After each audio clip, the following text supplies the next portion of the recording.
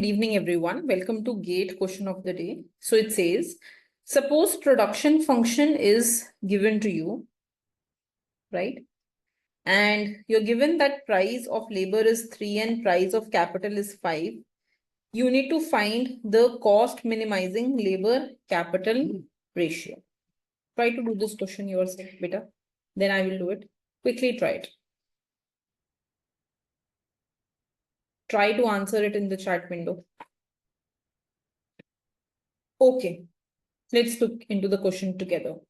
So whenever we need to find the cost minimizing capital labor ratio, we know that the equilibrium where cost is minimized is where you have a tangency condition achieved. Tangency between your isoquant and isocost line.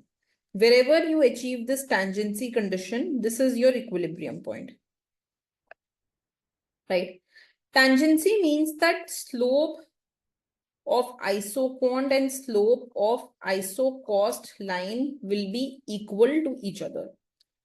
If I look into the equation of isoquant, I have Q is equal to K to the power 0.75 L to the power 0.25. MRTS will be MPL by MPK.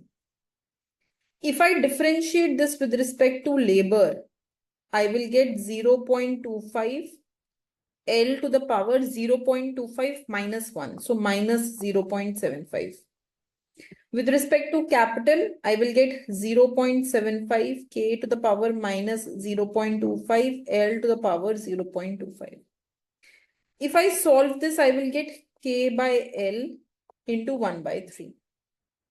MRTS should be equal to W by R, wage rate by rent rate.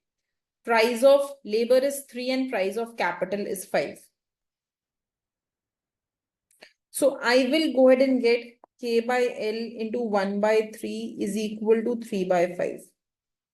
So I will get K by L is equal to 9 by 5.